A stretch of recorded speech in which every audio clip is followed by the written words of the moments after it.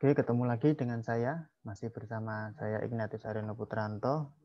Kali ini kita akan melanjutkan pembahasan tentang sistem informasi manajemen, terutama terkait isu etis dan isu sosial. Di materi ini berdasarkan bukunya Loudon, Managing the Digital Forms, edisi 16 tahun 2020, bab 4. Oke, di sini video yang akan saya sajikan ini terkait dengan pembahasan materi mengenai tujuan pembelajaran yang terakhir yang dari bab 4.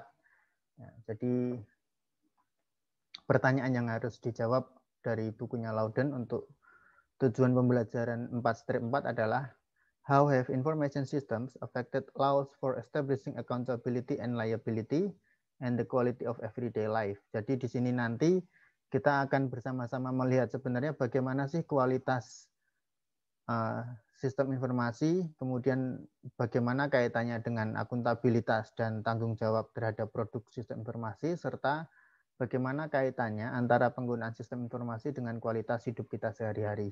Nah, maka nanti di bagian terakhir juga kita akan melihat bahwa ternyata penggunaan sistem informasi itu juga nanti ada risiko-risiko terkait dengan risiko kesehatan, kemudian risiko keseimbangan antara hidup dan pekerjaan, dan lain sebagainya.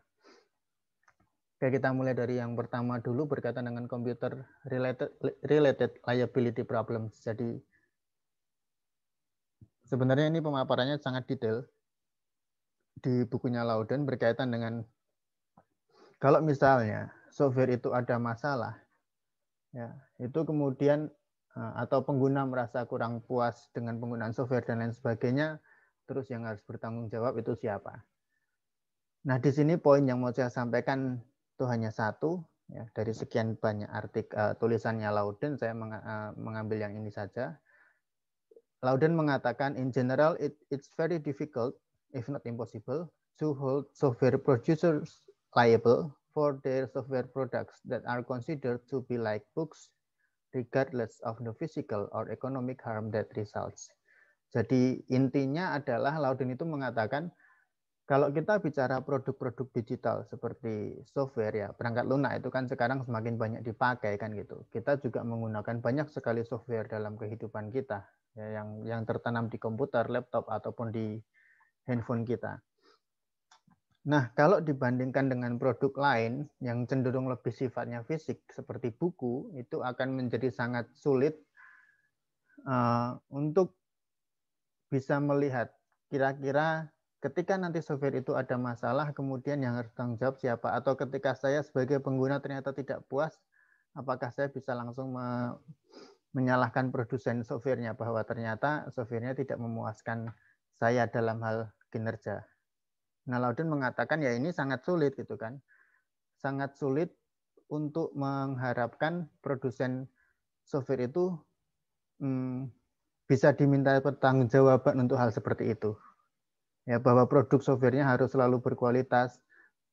Di sini Loudon mengatakan pembandingnya buku nih. Kalau buku kan produk fisiknya jelas, kita bisa komplain nih, wah bukunya ternyata rusak nih, halamannya lepas-lepas misalnya, atau kualitasnya nggak bagus nih dibandingkan dengan buku lainnya. Nah itu kan gampang sekali diperbandingkan. Tetapi kalau software antara satu software dengan software lainnya itu kan sangat sulit juga untuk dibandingkan dari sisi kualitas.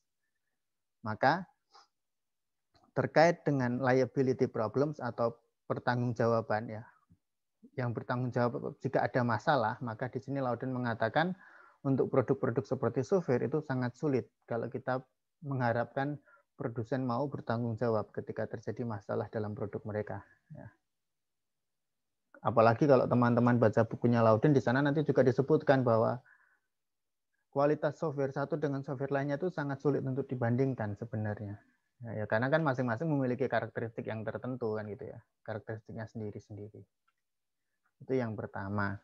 Kemudian yang kedua terkait dengan kualitas hidup kita. Ya. Nah di sini ada beberapa poin yang disampaikan Loudon terkait dengan kualitas hidup sebagai bagian dari penggunaan sistem informasi.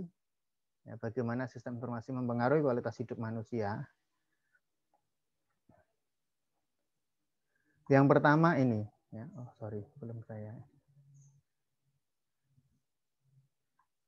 Yang pertama adalah saat ini terjadi yang namanya balancing power, center versus periphery.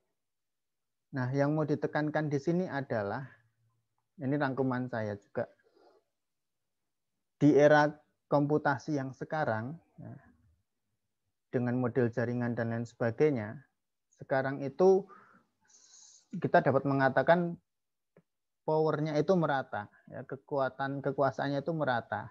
Kalau zaman dulu komputer itu yang menggunakan hanya pihak tertentu, misalnya dalam satu perusahaan yang pakai hanya manajemen puncak, maka segala keputusan dan mereka yang mengambil semuanya. Ya, nanti tinggal didelegasikan ke bagian bawahnya. Artinya berarti di situ ada sentralisasi kekuatan, ya, yang memiliki kekuatan lebih besar, yang bisa mengambil keputusan hanyalah mereka yang ada di atas. Nah, tetapi sekarang dengan teknologi yang ada, semua level karyawan itu bisa menggunakan sistem informasi yang ada di perusahaan. Artinya apa? Artinya di sini ada perpindahan dari komputasi terpusat, centralized computing, to decentralized computing.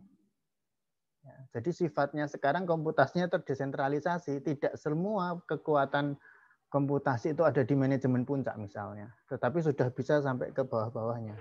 Nah, efeknya apa? Efeknya di sini. Lower level employees may be empowered to make minor decisions. Jadi efeknya ketika sistem komputasi itu terdesentralisasi, semakin merata sampai ke level yang bawah, maka karyawan level bawah pun bisa mengambil keputusan-keputusan tertentu meskipun sifatnya minor. Artinya keputusan minor itu adalah keputusan-keputusan yang mungkin memang nanti dampaknya hanya terbatas ya, terbatas pada lingkup kecil tertentu saja. Misalnya terkait dengan aktivitas operasional yang mereka lakukan. Mereka bisa mengambil keputusan sendiri.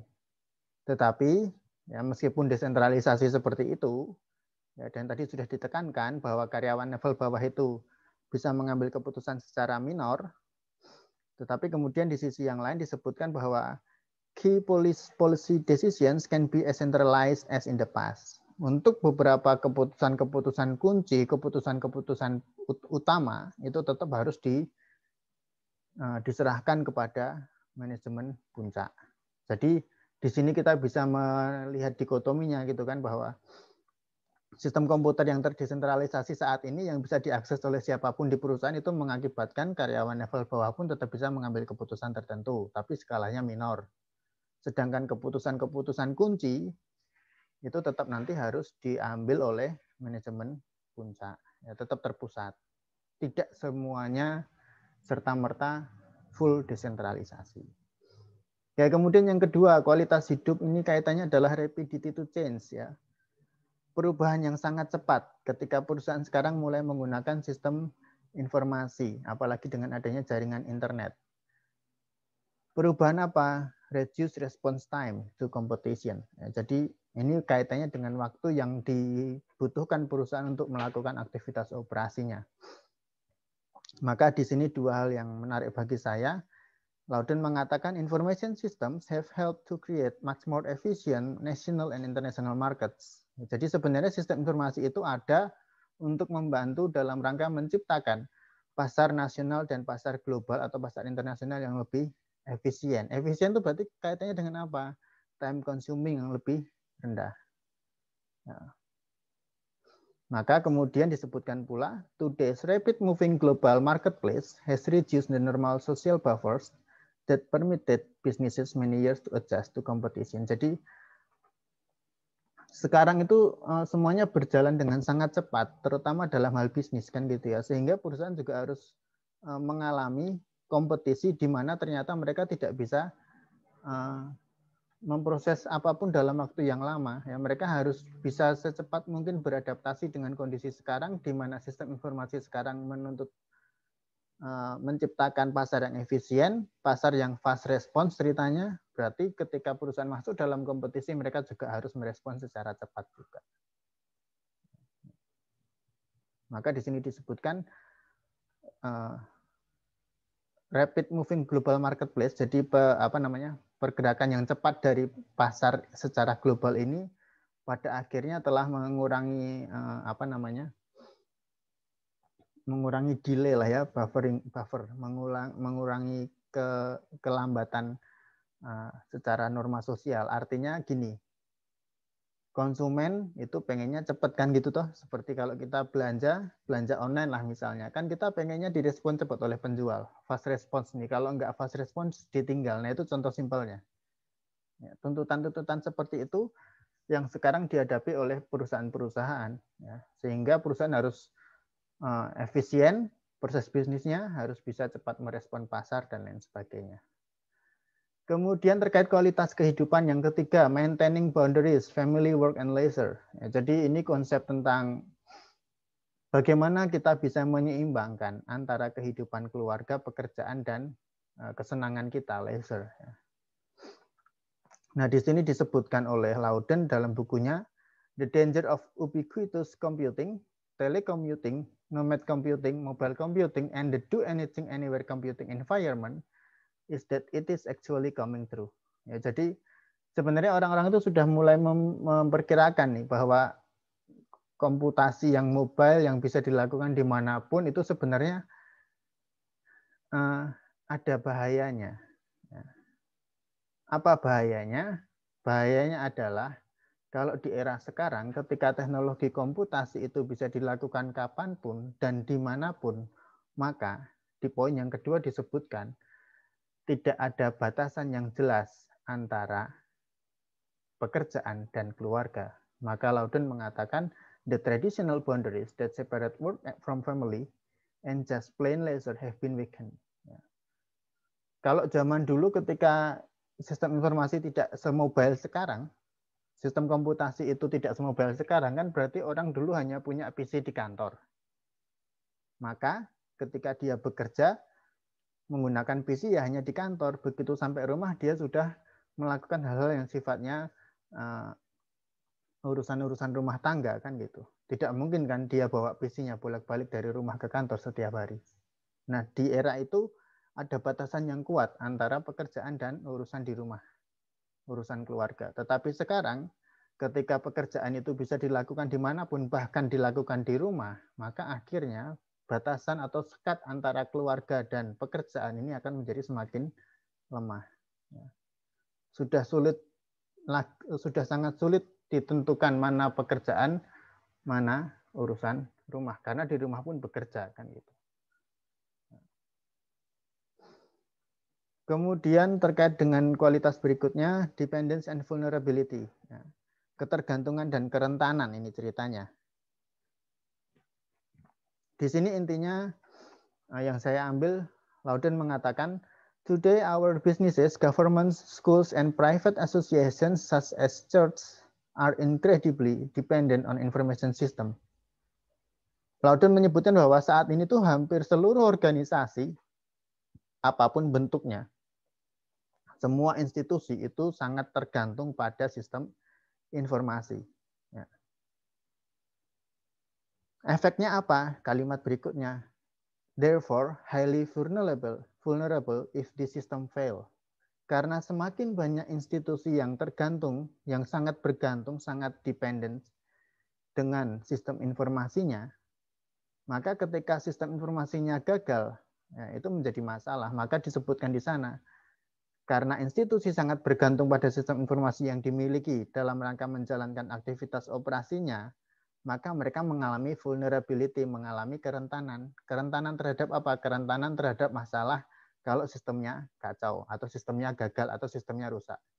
Bayangkan kalau suatu perusahaan, dia terbiasa menggunakan sistem informasi, ya, kemudian tiba-tiba sistemnya berhenti bekerja, rusak, atau ada masalah. Nah, kalau tidak ada cadangan, tidak ada backup, maka aktivitasnya terhenti. Itu yang dimaksud dengan dependence and vulnerability. Kemudian berikutnya, kualitas kehidupan itu juga nanti akan terpengaruh dalam bentuk computer crime and abuse, ya, adanya kejahatan kriminal berbasis komputer dan penyalahgunaan komputer. Jadi Loudon mengatakan bahwa dengan adanya teknologi yang baru, maka termasuk teknologi komputer ya yang semakin canggih, maka nanti bentuk kejahatan itu juga akan menjadi mengalami perubahan bentuk juga, bahwa kita akan memiliki kerentanan untuk mengalami computer crime atau kejahatan atau perbuatan kriminal yang dilakukan dengan menggunakan komputer. Nah, di sini ada dua pembedaan konsep antara computer crime dengan computer abuse.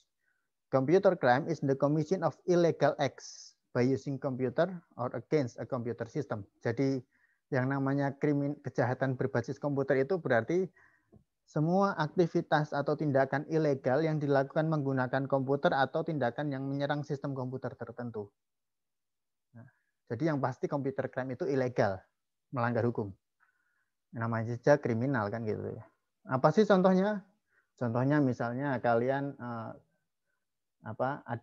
contohnya misalnya ada seorang hacker yang menyerang komputer perusahaan lawan dengan menggunakan teknik phishing, dengan memasukkan malicious malware ya, masukin virus dan lain sebagainya, itu computer crime. Kalau computer abuse itu apa? Computer abuse is the commission of acts involving a computer that may not be illegal but are considered unethical. Yang membedakan antara computer crime dengan computer abuse adalah kalau computer crime itu jelas-jelas ilegal. Nah, kalau computer abuse itu tindakan terkait dengan penggunaan komputer, tindakannya ini nggak ilegal, ya, tapi nggak etis. Contohnya apa? Spamming. Misalnya nih, kalian sering dapat spam iklan lewat HP atau lewat email. Itu kan sebenarnya tidak ilegal juga gitu loh, tapi nggak etis gitu kan. Kenapa nggak etis? Karena sebenarnya kita nggak dimintai kesediaan untuk mau menerima message sebanyak itu atau tidak kan gitu kan. Itu kan nggak etisnya di situ. Tapi apakah itu ilegal? Belum tentu juga. Nah, jadi itu bedanya. Kalau computer crime itu pasti ilegal, kriminal. Kalau computer abuse, penyalahgunaan komputer, itu belum tentu ilegal, tapi nggak etis. Oke, kemudian terkait dengan employment, terkait dengan tenaga kerja, trickle down technology and re-engineering job loss. Ya. Jadi di sini yang mau ditekankan Loudon adalah penggunaan sistem informasi ini akan berdampak pada karyawan. Ya. Maka di sini poin yang menarik bagi saya, dia mengatakan redesigning business processes has caused millions of mid-level factory managers and clerical workers to lose their jobs. Ini kemarin sudah kita bahas ya, bahwa penggunaan penggunaan teknologi itu kan kadang membuat atau berdampak pada perubahan proses bisnis. Nah, perubahan proses bisnis ini pada akhirnya ternyata bisa mengurangi jumlah karyawan, jumlah tenaga kerja. Misalnya kemarin ketika kita membahas tentang IT flatten the organization, ketika teknologi informasi itu membuat struktur organisasi menjadi lebih landai. Itu kan konteksnya adalah manajer-manajer level menengah itu bisa dihilangkan sekarang. Ya, jadi yang ada hanya manajer atas dengan manajer bawah. Atau kemudian karyawan-karyawan yang clerical pekerjaannya, yang pekerjaannya terlalu sangat rutin, setiap hari selalu sama, pekerjaannya itu juga bisa hilang digantikan teknologi. Nah, tetapi kemudian di bukunya Loudon juga disebutkan, in some cases, employment has grown or remain unchanged in industries like finance, where investment in IT capital is highest. Jadi Loudon mengatakan ya, tapi di sisi yang lain, employment ini tetap bisa meningkat atau stabil, terutama di industri-industri yang seperti industri keuangan gitu kan. Meskipun investasi IT-nya tinggi, tetapi mereka juga tetap memperkerjakan karyawan pada tingkat yang tinggi juga. Kemudian berikutnya, ini terkait dengan equity and access ya. Increasing racial and social class cleavages. Di sini berkaitan dengan kelas sosial masyarakat. Ya, Loudon mengatakan information, knowledge, computers, and access to these resources through educational institutions and public libraries are inequitably distributed along ethnic and social class line. Jadi adanya sumber informasi yang banyak beredar sekarang ini, adanya sistem komputer yang semakin canggih, itu ternyata tidak bisa menjamin akan bisa diakses oleh siapapun, oleh semua orang. Ya. Inequitably distributed along ethnic and social class line. Lebih lanjut, dia mengatakan justru sekarang itu yang sering terjadi adalah adanya digital divide. Ya, seperti gambar saya ini. Ya, adanya pemisahan yang jelas berbasis digital. Apa sih yang dimaksud dengan digital divide?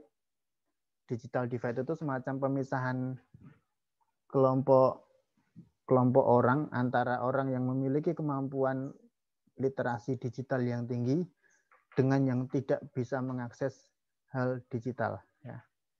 Jadi semakin luas nih jaraknya antara yang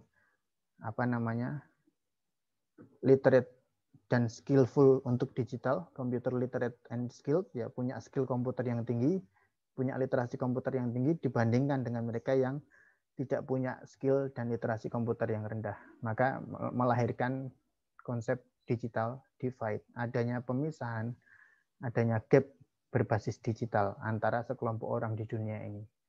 Ada yang dengan mudah bisa mengakses teknologi, ada yang tidak. Maka kemarin ketika kita kontekskan dengan pembelajaran jarak jauh sekarang, kan kita juga bisa melihat ada wilayah yang tidak terlalu masalah dengan pembelajaran jarak jauh karena sumber dayanya ada, skillnya juga ada, tetapi ada wilayah lain di Indonesia yang tidak bisa mengakses pembelajaran digital, pembelajaran jarak jauh. Selain karena skillnya juga kurang memenuhi, juga karena fasilitas dan sarana prasarana digital lainnya. Nah, itu yang namanya digital divide. Kemudian berkaitan dengan risiko kesehatan, ya, penggunaan teknologi informasi yang berlebihan ini akan mengakibatkan adanya risiko kesehatan. Ada RSI. RSI itu repetitive stress injury. Ini biasanya bukan penyakit ya. Masalahnya nanti muncul dalam bentuk carpal tunnel syndrome (CTS). Jadi kalau ceritanya kalian sering pegal-pegal ketika setelah menggunakan komputer dalam waktu lama, terutama di pergelangan tangan, nah itu CTS itu. Ya, jadi semacam nyeri kan gitu ya. Maka kan ya kita bisa menggunakan sistem komputerisasi ini, tetapi kan tetap ada batasnya kan gitu ya. Saya pun kalau main game di smartphone gitu, kalau dalam jangka waktu lama juga tangannya menjadi nggak enak rasanya kan gitu. Kemudian computer vision syndrome atau CVS, ini kalau misalnya kita terlalu lama menatap layar kemudian menjadi berkunang-kunang dan agak pusing, nah itu juga masalah. Maka biasanya kan disarankan misalnya hanya menatap layar maksimal 2 jam, kemudian istirahat dulu, baru kemudian kembali lagi fokus ke layar komputer. Kemudian terkait dengan risiko kesehatan juga, yaitu cognitive decline, adanya penurunan kemampuan kognitif manusia. Ya. Gimana sih ceritanya kok bisa ada cognitive decline? Nah, Loudon mengatakan computer technology may be harming our cognitive functions or at least changing how we think and solve problems. Jadi teknologi komputer itu bisa membuat kemampuan kita untuk memecahkan masalah itu malah menjadi berkurang. Bukan semakin mampu memecahkan masalah. Kenapa itu bisa terjadi? Kenapa ada penurunan seperti itu? Ya, di bagian berikutnya Loudon mengatakan although the internet has made it much easier for people to access, create, and use information, some experts believe that it also preventing people from focusing and thinking clearly on their own. Jadi, ya memang di satu sisi komputer itu membuat kita menjadi lebih kreatif, kita menjadi lebih punya banyak akses terhadap informasi, dan lain sebagainya. Tetapi ternyata menurut para ahli di sisi yang lain, kalau kita terlalu sering berinteraksi dengan sistem komputer itu malah membuat kita menjadi kurang fokus kan gitu ya, menjadi kita mudah untuk gagal fokus, pada akhirnya kita malah menjadi tidak bisa kembali berpikir jernih untuk menyelesaikan masalah-masalah yang kita hadapi. Nah, itu yang harus kita pertimbangkan. Maka sekali lagi, karena sekarang kita sudah semakin dilingkupi oleh sistem informasi, ya kita harus memiliki batasan-batasan tertentu kan gitu ya, jangan sampai mengorbankan kesehatan kita semua. Maka untuk mengakhiri bab 4 ini saya mengutip quotes-nya Steve Jobs ini. Kenal ya Steve Jobs ya, yang kaitannya dengan apel yang sudah digigit sebelah itu. Nggak tahu juga kenapa tidak digigit semua gitu kan. Dia mengatakan technology is nothing. What's important is that you have a faith in people, that they are basically good and smart. And if you give them tools, they will do wonderful things with them. Jadi sebenarnya teknologi itu nggak ada artinya tanpa ada manusia gitu loh. Yang penting adalah kita harus menyadari bahwa kita harus punya rasa percaya kepada semua orang, dan kita harus punya persepsi bahwa semua orang itu baik adanya, semua orang itu cerdas. Sehingga akhirnya ketika setiap orang itu sudah kita persepsikan baik, ketika mereka diberi teknologi sebagai tools, sebagai alat, maka mereka akan menggunakan alat-alat itu dengan baik dan bisa menghasilkan sesuatu yang baik juga. Jadi di sini yang mau saya sampaikan ya terkait dengan bab 4 ini ya, etika. Etika itu kan benar dan salah nih, ya kan. Bagaimana kita berinteraksi dengan lingkungan sosial kita juga meskipun kita sudah menggunakan IT. Maka di sini intinya teknologi itu tidak akan ada apa-apanya tanpa kita, tanpa manusia. Maka meskipun kita sudah intens dengan menggunakan teknologi, jangan pernah mengabaikan interaksi kita dengan orang lain di sekitar kita. Tetaplah menggunakan teknologi dengan beretika dan jangan pernah melupakan isu-isu sosial yang ada. Nah, itu yang bisa saya sampaikan di akhir bab 4 ini. Terima kasih. Kita ketemu di video berikutnya.